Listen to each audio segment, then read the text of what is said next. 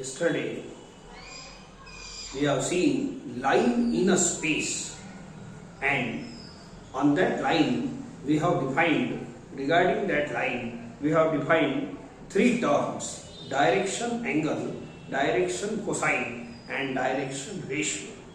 What are they? Let us see. छोटासा relation काल आपण फाइंड केला आहे थिअरम मध्ये, ते सुद्धा पाहून घ्या. Suppose these are positive x axis, y axis, z axis और हे स्पेस आहे. एक लाइन मी आपल्या कन्व्हिनियन्स न इथून काढत आहे. Draw any one line in space. Suppose this is line in space. Okay, तर पॉझिटिव्ह x एक्सिस सोबत या लाइनचा जो अँगल बनते दॅट इज कॉल्ड अल्फा. त्याला अल्फा मार्क देतो. जेवढे काही डिग्री राहील तेवढं आपण घेऊन टाकू. पॉझिटिव्ह y ऍक्सिस सोबत जो अँगल बनते लाइनचा, लाइन आणि पॉझिटिव्ह y ऍक्सिस मध्ये लेट इट बी बीटा, आणि हे लाइन आणि पॉझिटिव्ह z ऍक्सिस मध्ये जो अँगल बनते let it be gamma. these three angles are called direction angles. यांना काय म्हणतात? Direction angles. या तिघांना कोणतीही लाइन स्पेस मध्ये असो, वर असो, खाली असो, ओरिजिन मधून पास हो नाही हो, every line makes unique angles alpha, beta, gamma with coordinate axis. Okay, यांना म्हणतात डायरेक्शन एंगल. यांचे समजा मी कॉस कॉस घेणं चालू केलं तर असे तीन टर्म तयार होतात. या तीन टर्मला म्हणतात डायरेक्शन कोसाइन्स. ठीक आहे. याला दुसरा सिम्बॉल आहे यल. यल म्हणजे कॉस अल्फा, एम म्हणजे कॉस बीटा, एन म्हणजे कॉस गॅमा. तर हे जे तीन टर्म आहे, n is equal to cos alpha, M is equal to cos beta, n is equal to cos gamma, are called direction cosines. Cos लिहिलाय ना, cosine म्हणजे कॉस. आता तिसरं टर्म, हे सर्व या लाइनचेच होते. या लाइनचे डायरेक्शन अँगल आहे, याच लाइनचे डायरेक्शन कोसाइन आहे. हे बघा, आता तीन नवीन नंबर डिफाइन करतो, A B C. This A B C are called direction ratios. Direction ratios, आणि याच लाइनचे डायरेक्शन रेशियो आहे. हे तीन रियल नंबर आहे and they satisfies are they are proportional to L. तर हे त्याचा डेफिनेशन मध्ये फॉर्म प्रोपोर्शनल म्हणजे असा. ए बी सी वरती आपण याचे डायरेक्शन रेशियो लिहिले आणि खाली एल एम एन म्हणजे डायरेक्शन कोसाइन. या लाइनचे हे जे फॉर्म्युला आहे याने जर कोणी सॅटिस्फाय करत असेल तर तशा तीन नंबरला direction ratios of the line म्हणतात. डायरेक्ट या डेफिनेशन मुळे डायरेक्शन रेशियो अनेक असतात एका लाइनचे. डायरेक्शन कोसाइन युनिक असते. डायरेक्शन कोसाइन युनिक असते आणि डायरेक्शन अँगल युनिक असते. तर कालच्या एक इम्पॉर्टंट थिअरम मध्ये आपण हे रिलेशन प्रूव्ह केला आहे. एका लाइनचे जर एलिमेंट डायरेक्शन कोसाइन्स असेल तर L square plus N square M square plus N square is equal to 1. किंवा याच फॉर्म्युल्याला आपण असे बोलू शकतो, एल म्हणजेच कॉस अल्फा, तर कॉस स्क्वेअर अल्फा, एम म्हणजेच cos beta, cos square beta, n म्हणजेच कॉस गॅमा. हेच अल्फा, बीटा, गॅमा. तर दोन्ही फॉर्म्युले एकच आहे. This is very important formula of this content. Line in a space, 3 dimension geometry शिकत आहोत. ओके, तर हे व्हेरी इम्पॉर्टंट फॉर्म्युला आहे. त्याच्यानंतर आपण या लाइनचे एलिमेंट डायरेक्शन कोसाइन असतात आणि ए बी सी हे तीन टर्म प्रत्येक लाइनवर डिफाइन होते. एक लाइन जर आपल्या स्पेस मध्ये एक्झिस्ट होत असेल तर direction angle, direction cosine, element आणि direction ratio a B c हे कन्फर्मली तीन टर्म्स एका लाइन साठी डिफाइन होते. ओके, आता फर्स्ट कोरोलरी मध्ये एलिमेंट आणि एबीसी मध्ये रिलेशन आपण बघितलं आहे. L is equal to a upon under a square plus B square plus C square. M is equal to b upon under root एवढंच, आणि n is equal to c upon under root एवढंच, A square plus B square plus C square. हे काम आणखी it is relation between L M N and A B C. ठीक आहे, एवढे फॉर्म्युले आपण काल बघितले. And let us see again second corollary.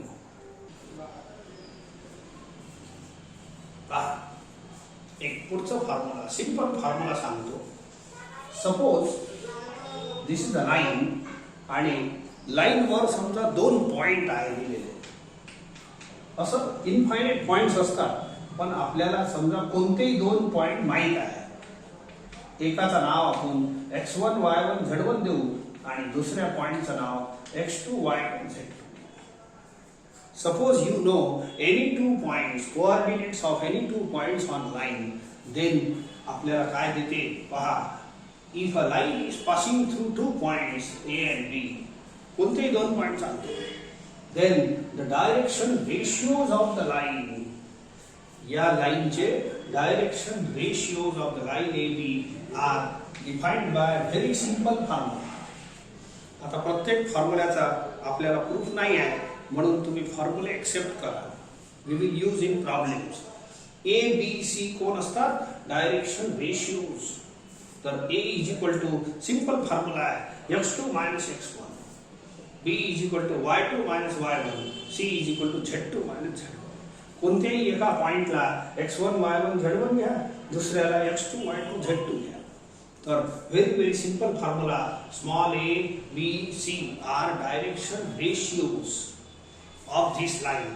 a is equal to x2 minus x1, b is equal to y2 minus y1, c is equal to z2 minus z1.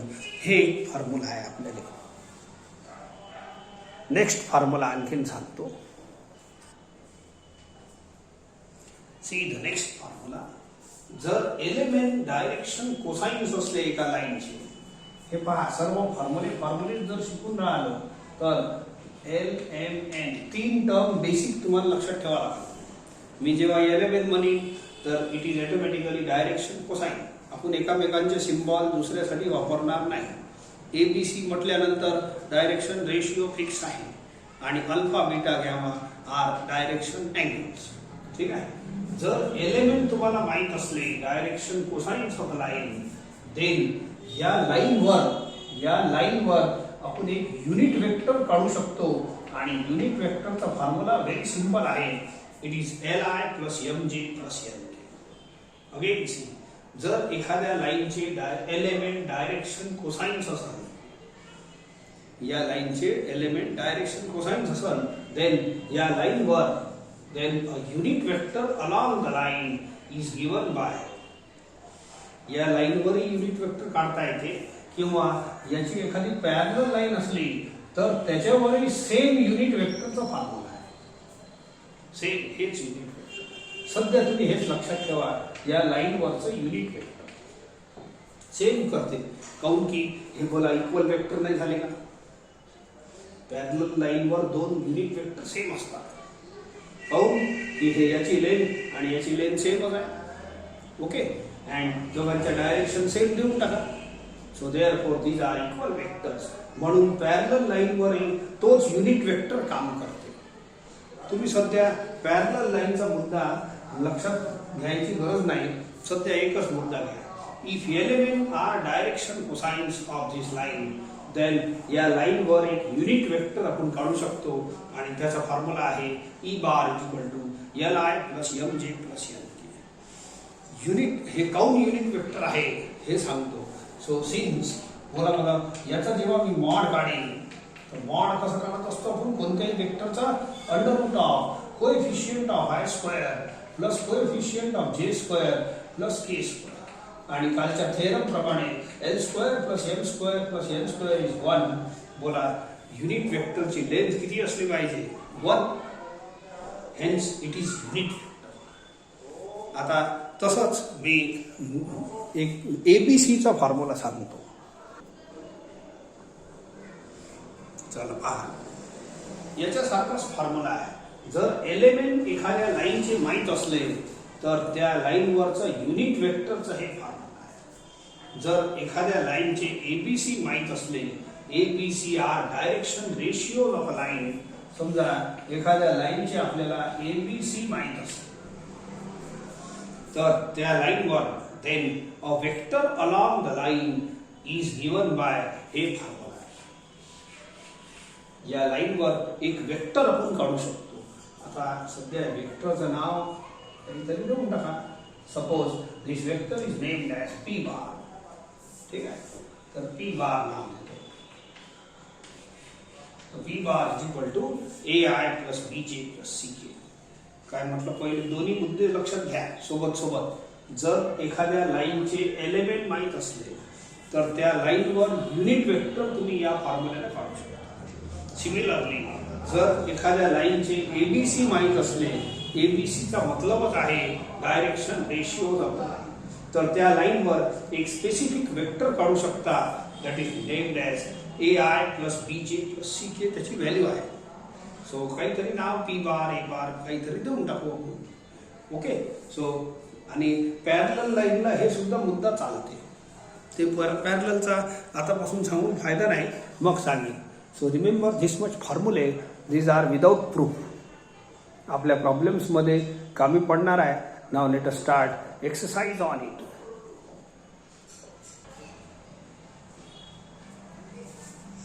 See now, simple problems.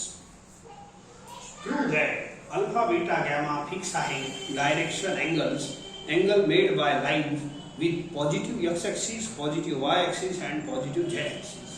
Okay, prove that. पहिला, it is very simple. Me LHS घेतो आणि तुम्हाला prove करून देतो. It is sin square alpha plus sin square beta plus sin square gamma.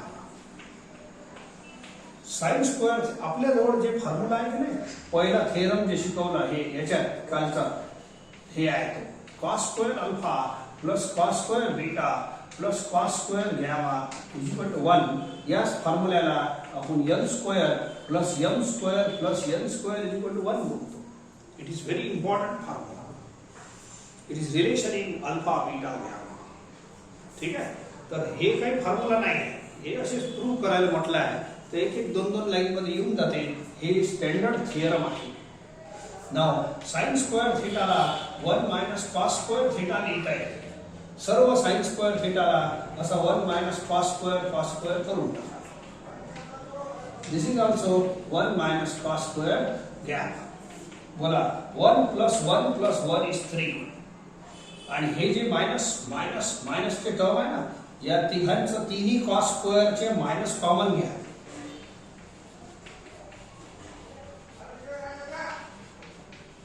ठीक आहे.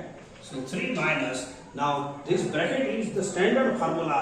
याची value आहे 1 अँड मग आन्सर आला आपला 2 and it is equal to RHS. हे झालं पहिला प्रूफ. एकदम इझी आहे. ओके. सो सेकंड प्रूफ हे असंच आहे. आता याचा LHS घेऊन टाका. एकदम इझी आहे. It is cos 2 alpha plus cos 2 beta plus cos 2 gamma plus 1. ठीक आहे, चला. आता cos 2 थिटाचे 2-3 फॉर्म्युले आहे. त्यातलं मी एक फॉर्म्युला असा घेतो, cos 2 theta is equal to 2 cos square theta minus 1. बोला आहे cos 2 theta is equal to 2 cos square theta minus 1. तिन्ही cos 2 ला cos 2 थिटाचा फॉर्म्युला लावा. हेच वाला 2 cos स्क्वेअर बीटा मायनस 1 आणि हे होईल cos 2 theta cos 2 gamma 2 cos square gamma minus 1 आणि हे प्लस 1 एक्स्ट्रा. थोडंसं हे 1 कापून टाकतो. हे मायनस 1 बनते मायनस 2. ठीक आहे, तर हे असं बनते. ऐका, हे एक टर्म, हे 2 टर्म, हे 3 टर्म. याचं 3चं काम आहे. या तिघांमध्ये 2 कॉमन घ्या.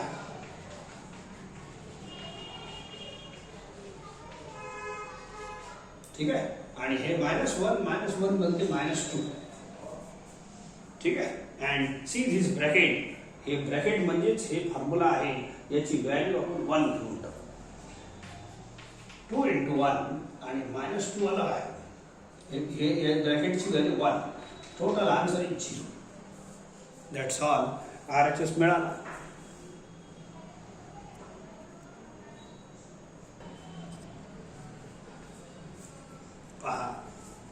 If a line makes angles 90 degree, 135 degree, 45 degree with x, y, z axis, ठीक आहे.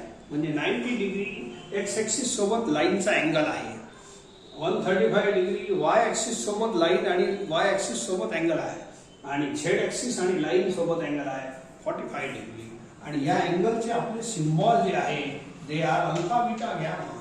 म्हणून अल्फा झाला 90 डिग्री, बीटा झाला 135 degree and gamma is 45 degree. ठीक आहे. सो देअरफॉर आपल्याला प्रश्न विचारला आहे find its direction cosines. Direction कोसाइनचा मतलब हेच आहे, L is equal to cos alpha, M is equal to cos beta आणि N is equal to cos gamma. Alpha beta gamma दिला आहे तर हे तर काढताच येते. See here it is cos 90.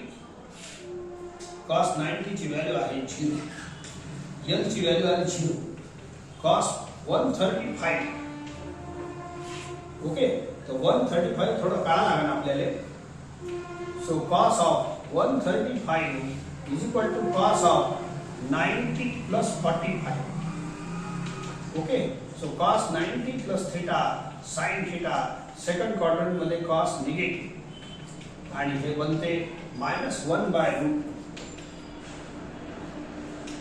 आणि गॅमाची व्हॅल्यू पुट करा 45, देअरफॉर हे बनते 1/√. तर these three terms are called direction cosines of the line. Therefore direction cosines of the line are, बस धर खत्म.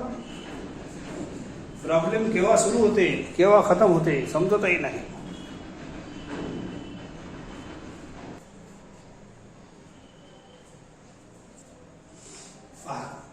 Line makes angles 45 degree with positive direction of y axis. म्हणजे लाईनचा y axis सोबत angle जो आहे 45 आणि याच लाईनचा 60 डिग्री अँगल आहे with positive direction of z axis म्हणजे गॅमा आहे. कोणती लाईन असो त्या लाईनचा x axis सोबत अँगल अल्फा असतो. y तो पॉझिटिव्ह लिहो की नाही लिहो, पॉझिटिव्ह डायरेक्शन लिहिलं तर बरं आहे, परंतु कोरा एक्स ॲक्सिसही लिहिलं तर आपण असं बिलकुल गावरानी भाषेत चालतो बोलून. लाईन आणि एक्स ॲक्सिस मध्ये अँगल अल्फा मानायचा, लाईन आणि वाय ॲक्सिस मध्ये अँगल बीटा मानायचा आणि लाईन आणि झेड ॲक्सिस मध्ये अँगल गॅमा मानायचा. ठीक आहे, तसंच येत असते. तर वाय ॲक्सिस सोबत जो अँगल आहे तो गॅमा आहे, नाही बीटाचा, आणि झेड ॲक्सिस सोबत जो अँगल आहे 60 डिग्री इट इज गॅमा. तर these are given things. Question काय विचारला आहे वाचून घ्या वाटल्यास. A line makes an angles 45 degree and 60 degree with positive direction of y axis, y म्हणजे beta, z axis. Find the angle the line makes with positive direction of x axis. म्हणजे काय काढायचं आहे, अल्फा काढायचा आहे तुम्हाला. ठीक आहे, अल्फा. आम्ही डायरेक्ट चालू करतो. आपल्याजवळ हे थेरमचा फॉर्म्युला आहे, cos square alpha plus cos square beta plus cos square gamma is equal to 1. It is relation in alpha beta gamma. ठीक आहे, तर त्यातले 3 टर्म आहे ना अल्फा बीटा गॅमा, त्यात 2 टर्म माहित आहे. तर या हे फॉर्म्युला आपला सक्षम होते तिसरा टर्म फाइंड करासाठी. बोलो बीटा पुट करा, इथं गॅमा पुट करा, गॅमा इज 60 डिग्री. सॉल्व करतो धीरे धीरे.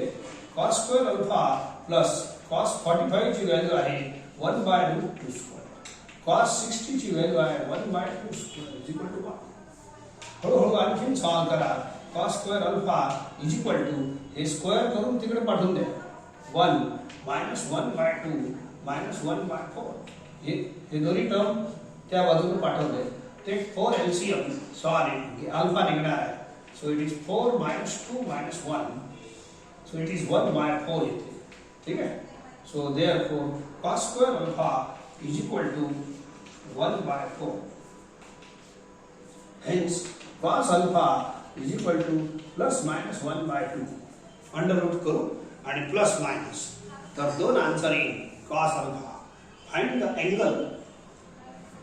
Angle made by line with positive direction of x axis.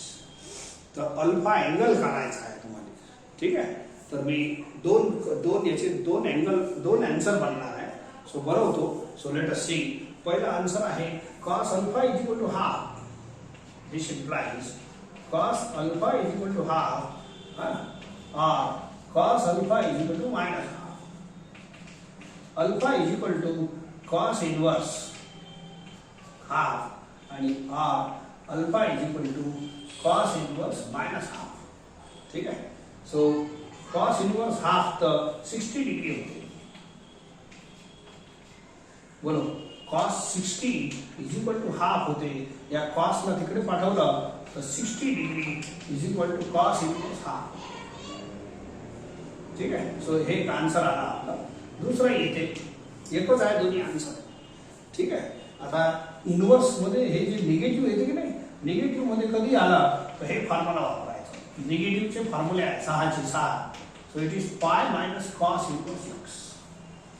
cos inverse असं निगेटिव्ह आला तर पहिले हे फॉर्म्युला वापरा. Then you write answer. cos inverse minus x is equal to किती? Pi minus cos inverse half. पाय हे निगेटिव्हचा असं लिहायचं पाय मायनस आणि मग पॉझिटिव्ह x लिहायचा अंदर. पाय मायनस cos इनवर्स हाफ. ठीक आहे. दिसत आहे बरोबर खालचं. आणि cos इनवर्स हाफ आत्ताच मी हे 60 डिग्री काढला आहे. So pi minus pi by 3. ठीक आहे. 60 डिग्री चालते, नाही तर पाय मध्ये लिहून घ्या. पाय बाय 3. 60 न लिहिता पाय बाय 3 लिहा, काहून की हे पाय मध्ये येऊन राहिलं. So pi minus pi by 3 is 2 pi by 3. थोडंसं शेवटी आन्सर लिहून घ्या. Alpha is equal to 2 pi by 3. So दोन अल्फा आले आहे. एक अल्फा इक्वल टू 60 आणि एक alpha is equal to 2 pi by 3. Actually both the answers are same. एकच आहे. बोलो हे लाईन आहे समजा, ही एक्स ऍक्सिस आणि ही लाईन. बोलो हे 60 होईल. बोला angle made by line with positive x axis 60 आहे आणि 2 पाय बाय 3 म्हणजे होते 120. बोलो ही तर लाईनच आहे ना. Line made by line with positive x axis हे 120. दोन्ही आन्सर आले आपले. दोन्ही एकच आहे, एकाच लाईनची होय. वरून जर अँगल मोजलं तर अल्फा इज 60 आणि खालून जर मोजलं तर 120. दोन्ही आन्सर आपले बोर्डवर आहे.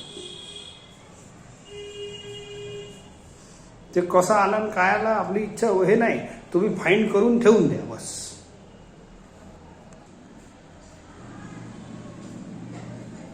Next a line makes an angles of measure 60 degree and 120 degree with positive direction of x and z axis. त्या लाईनचा x ऍक्सिस सोबत अँगल 60 डिग्री आहे, म्हणजेच अल्फा इज 60 डिग्री आणि z ऍक्सिस सोबत या लाईनचा अँगल आहे 120 डिग्री, म्हणजे gamma is 120 degree. Find the angle made by line with y axis. म्हणजे बीटा काढायचा आहे. Very very simple. परत फॉर्म्युला तसं म्हणजे प्रॉब्लेम तसंच चालते. It is formula is cos square alpha plus cos square beta plus cos square gamma is equal to 1. बोला 3 term मध्ये फॉर्म्युला आहे. Alpha beta gamma. 3 पैकी कोणतेही 2 दिले असले तर आपण तिसरं फाइंड करू शकतो. या इथे cos स्क्वेअर अल्फा आहे 60 डिग्री, बीटा काढायचा आहे, गॅमा आहे 120. ठीक आहे. cos 60 ची व्हॅल्यू आहे हाफ. हे राहू द्या. cos 120 ची व्हॅल्यू काढा. It is minus half. cos 120 काढून पहा. हे 90 प्लस थीटा. ठीक आहे. सो हे मायनस हाफ येते. सो देअरफॉर होऊन घेऊ वाटल्यास.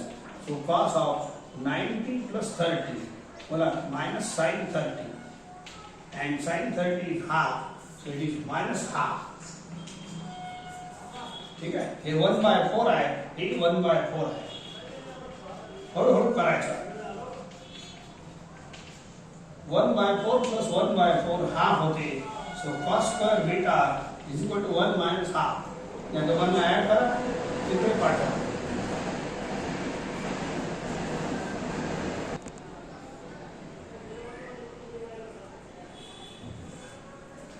therefore cos square beta is equal to plus minus half. हे असंच हे मागच्या प्रॉब्लेम सारखंच आलेला आहे प्रश्न. therefore beta is equal to cos inverse plus minus half. therefore beta is equal to 60 degree. बिल्कुल सेम प्रॉब्लेम आहे, आता सोडवला आहे. हे पहा cos inverse half तो 60 डिग्री आहे आणि cos inverse minus half इथून भेटते. cos ला इकडे आला, cos inverse minus half is 120. Same question आता सोडवलं. नाही तर ही व्हॅल्यू काढली काय आपण, cos 120 is equal to minus half. cos ला हाकला इकडे, so cos inverse minus half is 120. आणि शेवटी हे दोन्ही अँगल एकच होय.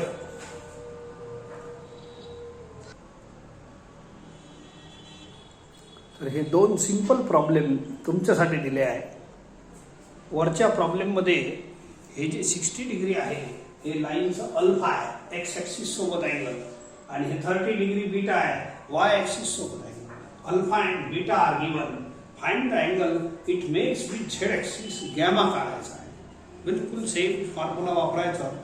आणि सेकंड प्रॉब्लेम मध्ये find the direction cosines of the line. म्हणजे तुम्हाला परत डायरेक्शन कोसाइन काढायची आहे.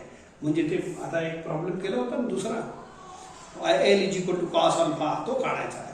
हा हे L is equal to cos alpha, M is equal to cos beta, L is equal to cos gamma. आणि आपल्याला काय दिला आहे, angle 45 degree with Z axis, म्हणजे gamma is 45. and line makes congruent angle with x and y axis. Line makes congruent angles with x and y axis. म्हणजे alpha is equal to beta दिला आहे. तर या second question मध्ये given मध्ये काय आहे, सेकंड क्वेश्चन मध्ये गिवन मध्ये असं आहे alpha is equal to beta आणि गॅमा इज 45. हे कन्सेप्ट वापरून तुम्ही आता तो फॉर्म्युला वापर जा. cos square alpha plus cos square beta plus cos square gamma is 1. Answer जरूर येईल. ठीक आहे, तेवढं वापरून पहा. So you will get answer. Same आहे क्वेश्चन.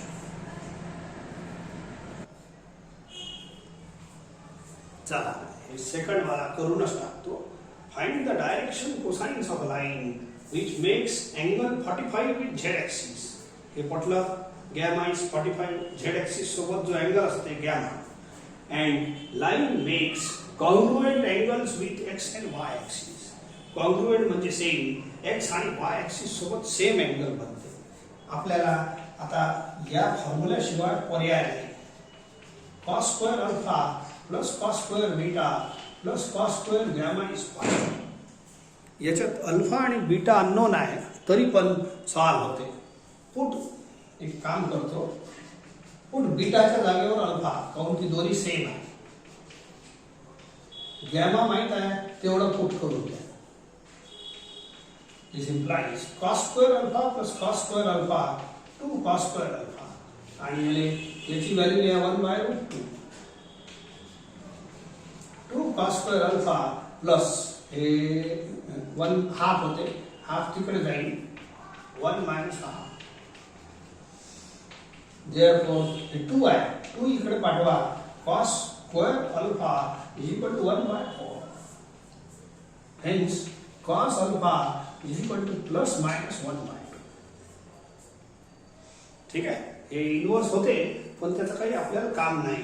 काय विचारलं पहा, find the direction cosines of the line.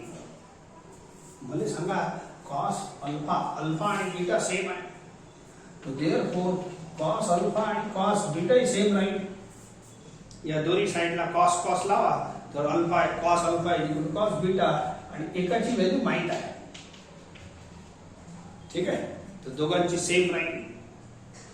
Okay, आणि आता आन्सर डायरेक्टच लिहायचा आहे पहा. सो therefore डायरेक्शन कोसाइन्स, तुम्हाला अल्फा बीटा नाही काढायचा.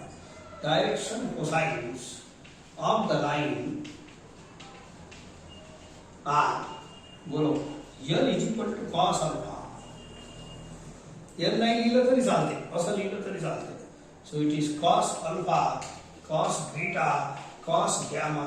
यालाच म्हणतात डायरेक्शन कोसाइन्स. कॉस अल्फाची डायरेक्ट व्हॅल्यू आहे माझ्याजवळ that is plus minus half cos बीटाची डायरेक्ट व्हॅल्यू आहे प्लस मायनस हाफ आणि गॅमा 45 होतं तर कॉस 45 बनते 1/√2.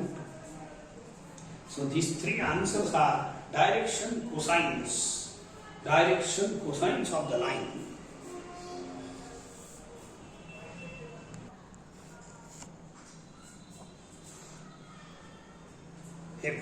Next question. Find the direction cosines of a line which makes congruent angles with coordinate axis. Congruent angles with coordinate axis. समझले का? Congruent angles alpha, beta, gamma are angles with coordinate axis. तर हे congruent angles म्हणते म्हणजे इथं alpha equal to beta equal to gamma आहे. एक line X axis सोबत alpha angle बनवते, वाय ऍक्सिस सोबत बीटा बनवते आणि झेड ऍक्सिस सोबत गॅमा बनवते. अशा टाईपचा पिक्चर आहे तो. पहा समजा ही x axis, Y axis, Z axis for example. Suppose this is x axis and एक लाईन अशी पास करतो तो बोला ही लाईन अल्फा बीटा असं मधोमधी करा लागेल तुम्हाला. And this line makes equal angle with 3 axis. ही जी लाईन आहे ना हे वाली, सो हे लाईन अल्फा बीटा गॅमा तिन्ही सारखे आहे. See a line makes equal angles with coordinate axis म्हणजे अल्फा बीटा गॅमा बस एवढंच दिलं आहे. काय फाइंड करायचं? Find the direction cosines of the line. आता जसं काढलं तसं डायरेक्शन कोसाइन म्हणजे काय? Cos alpha cos beta cos gamma काढू या इकडे. So alpha is equal to beta is equal to gamma. So we have cos square alpha plus cos square beta plus cos square gamma is equal to. आपल्याजवळ फक्त एवढीच माहिती दिली आहे. Congruent angle with coordinate axis एवढंच बनवते line. So एक काम करू, बीटाच्या जागेवर अल्फा लिहा, गॅमाच्या जागेवर अल्फा लिहा, अल्फाच्या जागेवर अल्फा राहू द्या. 3 cos square alpha is equal to 1. Therefore, cos square alpha is 1/3. Therefore, cos alpha is equal to plus minus 1/√3. Therefore, भले सांगा अल्फा बीटा गॅमा सेम आहे. एक काम करा ना, इथे कॉस लावा, इथे कॉस लावा, इथे कॉस लावा. 3 अँगल सेम आहे तर त्यांची कोसाइन सेम राहणारच आहे. ठीक आहे. आणि एकाचा आन्सर मला माहित आहे, मग एकाचा माहित आहे सर्व सारखे आहे तर मग सर्वांचं कसं राहील? सेम राहील. That's all. ठीक आहे. That's all. And these are find the direction cosines of the line. हेच काय direction cosine? Therefore, direction cosines of the line of the line are बोला cos alpha असं लिहा लागते answer. cos beta cos gamma that is equal to काय लावायचं? बोलो cos अल्फाचा answer आहे प्लस मायनस 1/√3. याचाही आन्सर आहे प्लस मायनस 1/√3.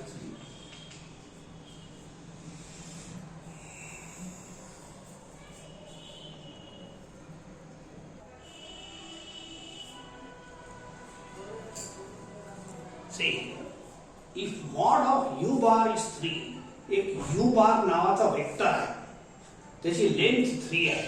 मॉड म्हणजे काय? त्याची लेंथ 3 आहे, 3 सेंटीमीटर समजा. and vector u bar is equally inclined to unit vectors I bar, j bar, k bar. एक I bar आहे ना, I bar कुठं असते? I का I bar is along positive x axis. Okay. So असं हे बनवतो.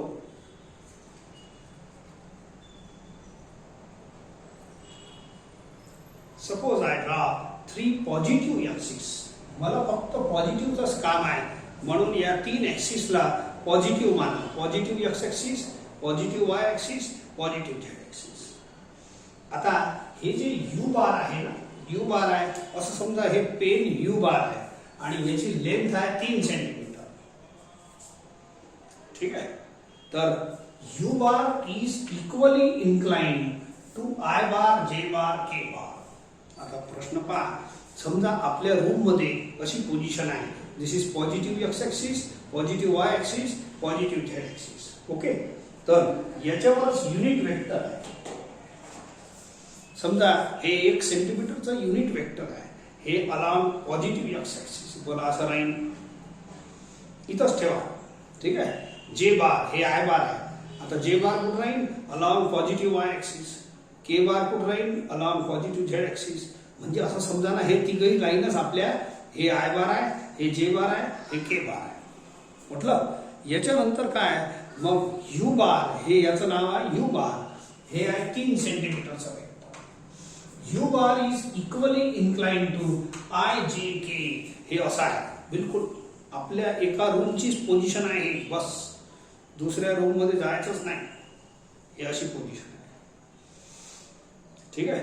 याचं बोला इक्वली इन्क्लाइंड असणे म्हणजे इक्वली असं वाकलेलं आहे, असं इक्वल अँगल बनवते.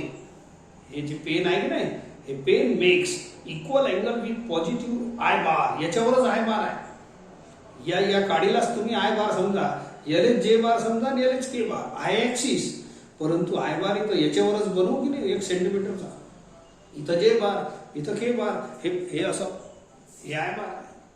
बोला हे पेन जर असं ठेवलं तर याचा जो अल्फा बनते, बोला एक्स ऍक्सिस सोबत जो अँगल बनते तोच या चॉक सोबत बनते. या पेनचा अँगल या एक्स ऍक्सिस सोबत जेवढं बनणार तेवढंच आय बार सोबत बनणार. या पेनचा अँगल वाय ऍक्सिस सोबत जो बनणार तोच या चॉक सोबत बनणार. चॉक इज जे बार. त्यांनी फक्त आपल्याला फिरवला आहे. हे चॉक इज के बार. बोला या पेनचा अँगल जो या काडी सोबत बनणार आहे झेड ऍक्सिस सोबत, तोच या चॉक सोबत बनणार आहे. हे झेड ऍक्सिस आहे, हे आपलं के बार आहे. एकच गोष्ट आहे, I bar, j bar, k बार सोबत अँगल बनवा की x axis, Y axis, Z axis सोबत बनवा. तो म्हणते u bar is equally inclined to i bar, j bar, k bar. याचा अर्थ काय, this pen is equally inclined to x axis, Y axis, Z axis. हेच आय बार आहे, हेच जे बार आहे, हेच के बार आहे. तर हे pen is equally inclined to x axis, Y axis, Z axis. म्हणजे पेनचं एक्स वाय झेड ऍक्सिस सोबत अँगल जे बनणार आहे ते सेम आहे. मग मागचाच प्रॉब्लेम वापस चालू होतो. आणि फक्त एक पुरी लाईन न देता, मागच्या प्रॉब्लेम मध्ये पुरी लाईन होती.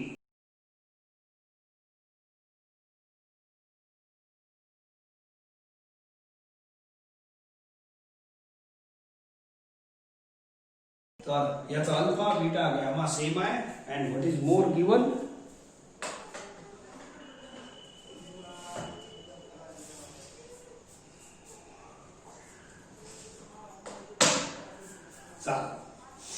तर आणखीन एक दिला आहे, mod of you bar is equal to 3. हे गिवन मध्ये टाका. हे गिवन आहे, हे गिवन. ठीक आहे. And alpha is equal to beta is equal to gamma. मग याचा वापर जर करायला गेलो तर हेच फॉर्म्युला आहे माझ्याजवळ. तर बीटाच्या जागेवर अल्फा, गॅमाच्या जागेवर alpha. 3 cos square alpha is equal to 1. 3 ला हाकला इकडे, स्क्वेअरला हाकला. So therefore you get this. Hence cos alpha, cos beta, cos gamma is equal to, एवढा आन्सर येते. पण हे cos alpha, cos beta, cos gamma कोण आहे? हे direction cosines of this pen. या पेनला लाईन समजा. बस लाईनचे डायरेक्शन कोसाइन शिकवलं की नाही, बस याला एक्सटेंड केलं तर लाईन बनते.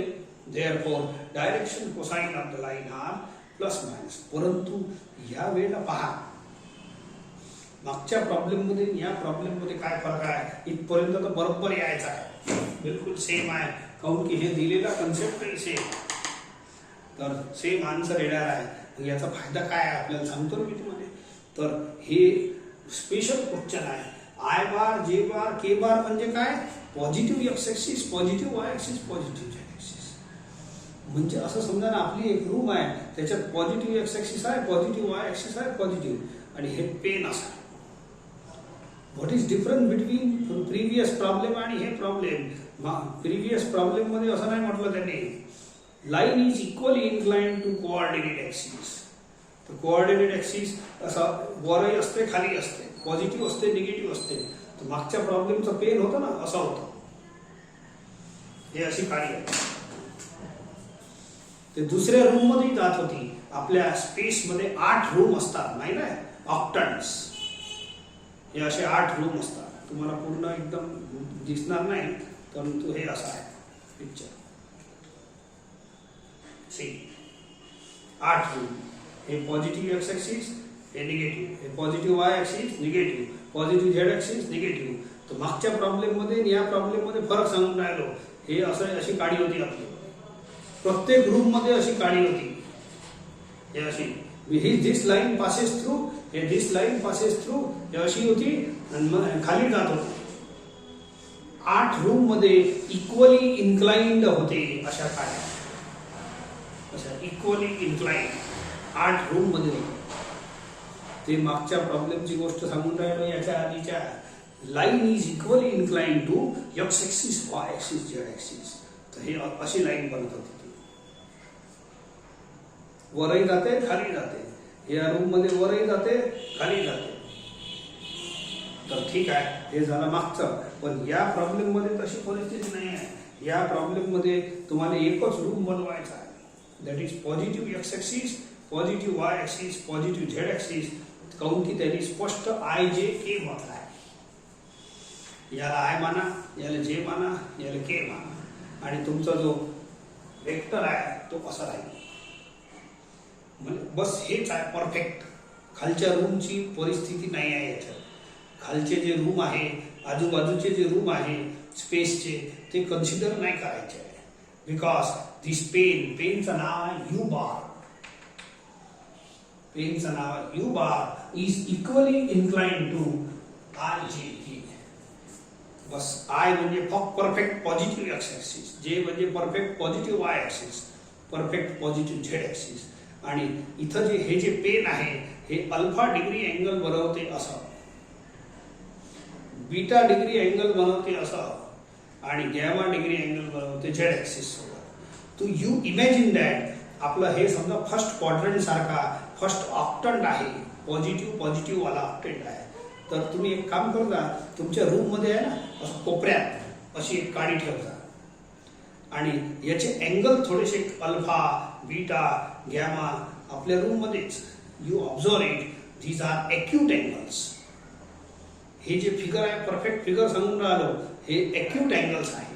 आणि एक्यूट अँगल मध्ये अल्फा, बीटा, गॅमा एक्यूट जर झाले तर एक्यूट म्हणजे अँगल. हे फक्त आपल्या रूमची गोष्ट सांगून राहिलो. या प्रॉब्लेम मध्ये असा आलाय म्हणून हे आय जे के फक्त पॉझिटिव्ह पॉझिटिव्ह पॉझिटिव्ह घ्यायला लागते, निगेटिव्ह नाही घ्यायला लागत. मागच्या प्रॉब्लेम मध्ये निगेटिव्ह घ्यायला लागत होतं. हे फरक आहे. तर हे अल्फा, हे बीटा आणि हे gamma, these are acute angles here. And acute angle is less than 90 degree. आणि less than 90 degree म्हणजे फर्स्ट क्वाड्रंट. आणि फर्स्ट क्वाड्रंट मध्ये cos theta is positive. फक्त एवढं लिहायला लागलं. Since alpha, beta, gamma are acute here. Therefore, cos alpha is equal to cos beta is equal to cos gamma is equal to plus 1 by cos alpha ला L म्हणतो, याला M म्हणतो, N 1 by. ठीक आहे. तर हे का काढलं हे सांगतो आता. आपल्याला फाइंड यू बार असा आहे. तुम्हाला एक वेक्टरचा फॉर्म्युला सांगतो. If a bar is a vector आणि त्याच्यावर आहे unit vector, then a bar is equal to mod of a bar into e bar. जुन्या याच्यात डेफिनेशन आली होती. E bar is equal to a bar upon mod of a bar. If e bar is a unit vector along this big vector, ठीक है, e bar is a unit vector along this a bar, then E बार चा हे formula आहे. E bar is equal to a bar upon mod of a bar. Cross multiply केला तर हे बनते E बार, याचा फॉर्म्युला. ठीक आहे. सो वेक्टर काढासाठी एनी वेक्टर, ए बार कोण आहे vector. Any vector is a product of magnitude into unit vector. Any vector is a product of magnitude into unit vector. हे पुराच लिहायचं होतं. So okay. तर आपल्याला आताच तुम्हाला कोरोनरी 3 किंवा थर्ड किंवा फोर्थ मध्ये पहा, जर एखाद्या लाईनचे एलिमेंट दिले असले, एखाद्या लाईनचे एलिमेंट दिले असले तर त्याचा युनिट वेक्टरचा फॉर्म्युला लिहिला आहे. युनिट वेक्टर अलॉंग यू बार, हे जे पेन होतं यालेच तुम्ही लाईन समजा. तर याचे एलिमेंट आले, आता तर याचे एलिमेंट आले तर अलॉंग हे यू बार आहे समजा, हेच पेन आहे, याचे एलिमेंट आपण फाइंड केले. तर याच्यावर युनिट वेक्टर काढा. E bar is equal to Li plus Mj plus N. हे फॉर्म्युला आहे, आताच लिहून दिला. If element are unit vectors, हे डायरेक्शन कोसाइन्स ऑफ लाईन, याला लाईन समजा, आणि हे यू बार ची लेंथ दिली आहे. ओके, तर एलिमेंट दिले आहे, हे फाइंड झाले, तर you put it here.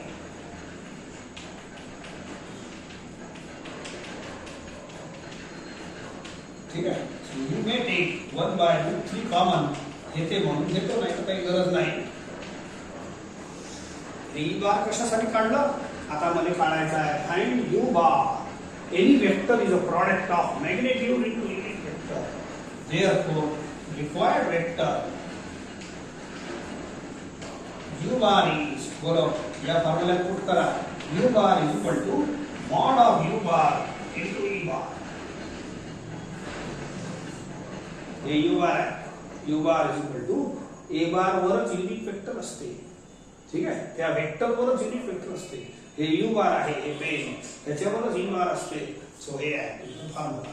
Mod of you bar is given any vector is a product of magnitude into unit vector. ते युनिट वेक्टर मी काढलाय, तर मॅग्नेट्यूड दिलाय प्रॉब्लेम मध्ये, तेवढं वापरा आणि हे पुट करा. That's all. हे तुमचा आन्सर आला. √3 cancels, hence u bar is equal to √3 I plus j plus k.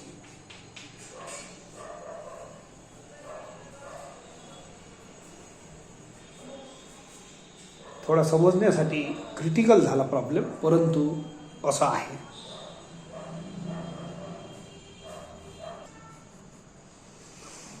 हे एक प्रॉब्लेम आता तुम्ही करजा. याच्यात alpha is given 45, y axis सोबत एंगल बीटा is given. एक position vector of point P काढायचा आहे. Position, find the position vector of point P. हे पहा, फिगर असा आहे. परत तशाच लाईना बनवून घेतो, x axis, y axis, z axis. So suppose this is line OP AB. Suppose this is line AB. तर हे ओरिजिन आहे, इथे एक कुठेतरी पॉइंट P आहे, हे लाइन AB आहे. कशी इन्क्लाइन आहे त्याची गरज नाही. सो x ऍक्सिस सोबत अँगल बनते 45 डिग्री, y ऍक्सिस बनते 60 डिग्री. अल्फा आणि बीटा दिला आहे, गॅमा फाइंड करा. ठीक आहे, गॅमाची गरज नाही. तर या लाईनचे डायरेक्शन कोसाइन काढून घ्या. या लाईनचे डायरेक्शन कोसाइन काढून घ्या. हे लाइन AB आहे, हे टोक A, हे B, इथं P आहे, आणि length of OP is 12 centimetre. Length of OP is 12 centimetre. ठीक आहे, and find OP bar. OP बार काय म्हणतो, OP बार, इथं पॉइंट P आहे, OP बार काढा.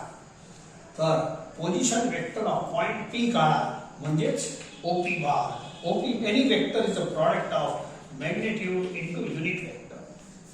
या लाईनवर युनिट वेक्टर काढा. आता जे फॉर्म्युला काढला होता ना, Li plus Mj plus Nk, या लाईनचा युनिट वेक्टरचा फॉर्म्युला आत्ता वापरलेला आहे. एका लाईनचे पहिले तर एलिमेंट फाइंड करा. एलिमेंट म्हणजे कोण, cos alpha, cos beta, cos gamma find करा या लाईनचे. ठीक आहे, हे दोन अँगल दिले आहे ना, तिसरा सहज निघते. ह्याच लाईनचा आहे, एकच लाईन आहे ए बी, त्याच्यावरच पॉइंट P आहे. ठीक आहे, तर हे आता याच्यासाठी ई बार लागल. ई बारचा फॉर्म्युला आहे Li plus Mj plus Nk. आता वापरला आहे, तुम्ही वापरता. पहिले एलिमेंट काढून घ्या. ठीक आहे, मग ई बार काढून घ्या. आणि मॉड दिलंच आहे, OP म्हणजेच काय, लेंथ ऑफ OP 12, तर हे 12 दिला आहे. ई बार काढून घ्या. ई बारचा फॉर्म्युला आहे Li plus Mj plus Nk. या फॉर्म्युल्यानं हे प्रॉब्लेम कंप्लीट. हिंट दिली पण तरी पण सॉल्ड आहे, हे सॉल्ड एक्झाम्पल आहे. सॉल्ड एक्झाम्पल ऑन पेज 167 आहे, 9वाच आहे तोही प्रॉब्लेम.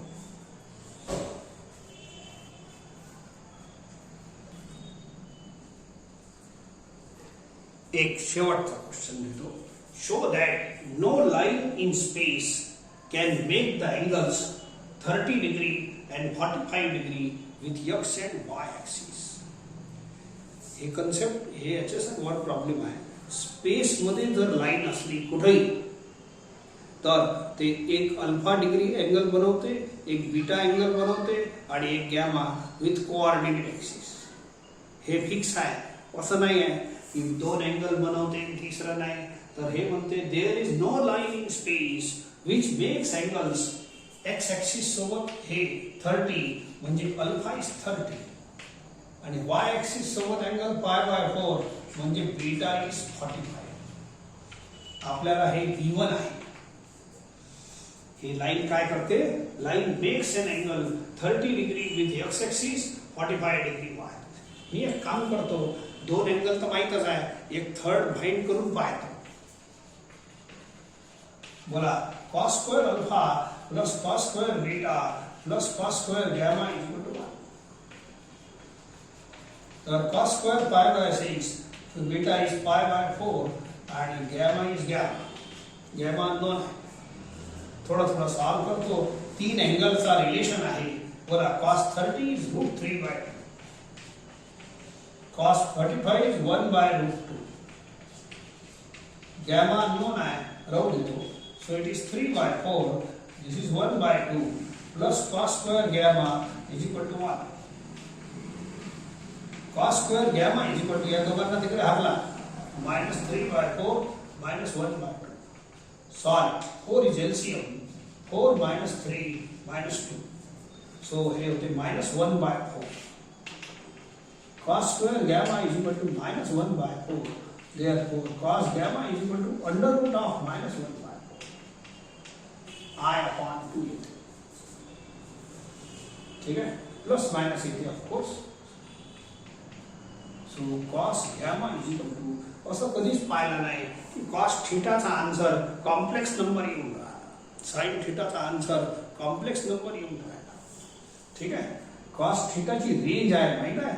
सिन्स कोणताही cos थीटा असो, range of cos theta is -1 to 1. किती मोठा cos थीटा म्हणजे किती मोठा अँगल असो, ते -1 पासून 1 पर्यंतच त्याचा आन्सर येते cos थीटाचा. cos 45 1/√2, cos 60 हाफ म्हणजे हाफ 0.5. या आन्सरची हे रेंज आहे, क्लोज इंटरवल. हे आय वगैरे तो कोणाचाच आन्सर येत नाही, tan थीटाचा येत नाही, कोणाचाच येत नाही.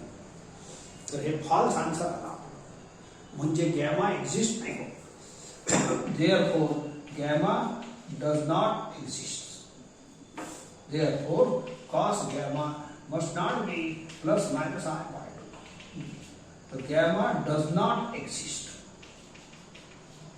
काय म्हणून राहिलं समजलं का? बोलो. अल्फा आणि बीटा एका लाईनचं अस्तित्वात आहे. अल्फा किती आहे, एक्स ऍक्सिस सोबत अँगल किती बनते 30, वाय ऍक्सिस सोबत किती बनते 45. परंतु गॅमा बनतच नाही त्या लाईनचा.